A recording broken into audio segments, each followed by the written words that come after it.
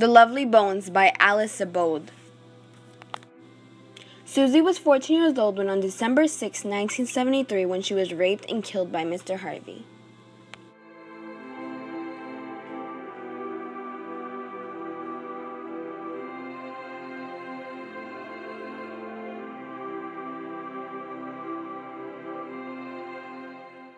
Dealing with grief plays a major theme in this book. Each character expresses his or her own grief towards Susie and codes with her death in a different way.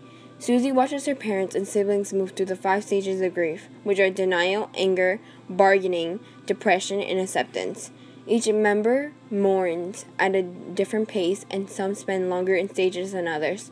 This is because each character reacts differently to the death of Susie. Susie herself was even trying to cope with her death after she realizes she is dead when she watches Mr. Harvey bathe in her blood. When Susie goes missing, her parents feel a tremendous guilt.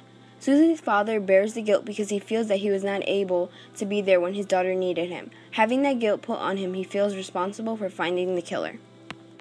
Jack is not able to pay attention to the remaining of his kids and living because he is so stuck in the past with his daughter's death. Jack at first refuses to accept that Susie might be dead. When he is presented with the body part and must accept, he does so for the sake of his family.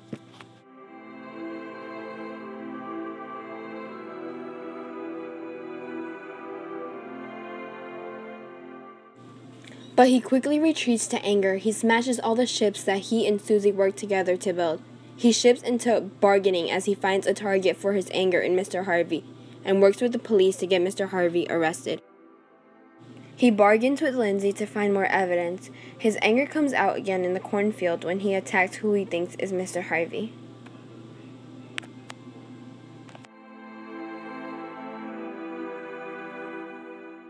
After ending up in the hospital, his anger slowly subsides into depression, a depression so deep that Buckley, left alone at home with his dad, feels alienated and ignored. Finally, at his heart attack, Jack starts to let Susie go and accepts a life without her.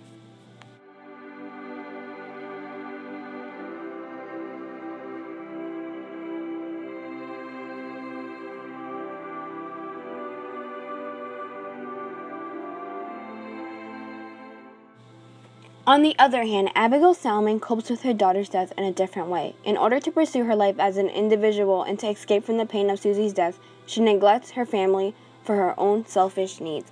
She is not able to handle the death of her daughter, so instead of talking about it or getting help, she pushes her family away until it is like she is no longer a part of the family and doesn't want to be. After the investigator, Lynn, finds an elbow that may belong to her daughter, she tries to convince herself that Susie is able to survive without an elbow. After investigators find the jingle hat that her mother had given her for Christmas and a large amount of blood, that is Abigail's breaking point. After Susie's death, she doesn't want to be a mother anymore, so she tries to figure out her family by moving to California. She leaves for 7 years. Since things went rough, it was hard for her to handle. So she had an affair with the detective who was supposed to be working on her daughter's case. She even ignores her husband when he tells her that Mr. Harvey may be the killer and does not want to believe it. After Jack is sent to the hospital, she kisses Len outside the hospital because no one wants to believe him. She comes back home when she finds out that Jack had had a heart attack. In the end, she recognizes her faults and her mistakes and moves to rectify them for her family. She is able to let go of Susie and let go of the childish desires that caused her to walk away. Lindsay, Susie's younger sister, is saddened and sickened of her sister's death. Lindsay is forced to listen upon phone calls and conversations to finally realize that something is being kept from her. She is 13 years old when her sister passes away. She tries to show no emotion when she is told about the absence of Susie. She keeps her feelings to herself and watches how everyone else copes with the death of Susie. Lindsay suffers in silence in order to be strong for everyone else.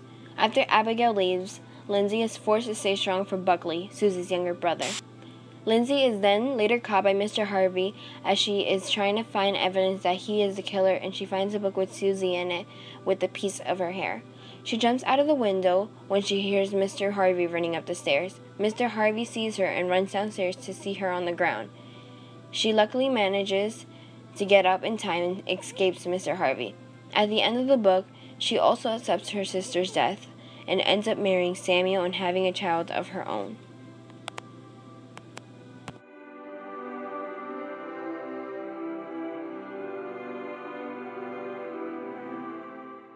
Another theme that is expressed in the book is feminism. Feminism is portrayed in the novel because in the world you see multiple girls getting raped by older men and being abused. The author Alice Sebold echoes the idea that these kinds of violations must never be forgotten throughout the book. Nowadays, it is easy to dismiss the need for feminism because of the big issues that have been dealt with. Although there may be a lot of discrimination about women out in the world, such as saying a girl's too weak to play football, a girl does not have to be what society expects from her. Girls aren't meant to be pretty. They are also human and deserve the same rights that men have. But to get back to the point, many young girls are raped at young ages, and that sticks in their minds forever. It is forever sewed into their brains. They will never forget. After getting raped, they are afraid of having that same person find them again or harass them and follow them, and are scared to the fact that they might be killed by the man who abused her. Women who are abused also have trust issues and won't give in.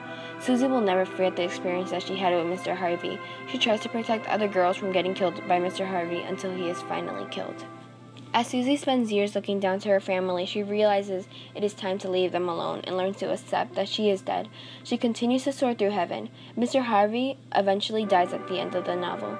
He falls into a ravine after he is hit by a falling icicle, and snow covers his body. Although Susie's family is torn apart in their own separate grieving, they are all able to come back together at the end.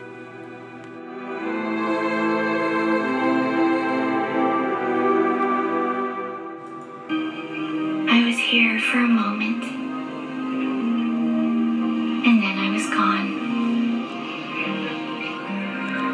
I wish you all a long and happy life.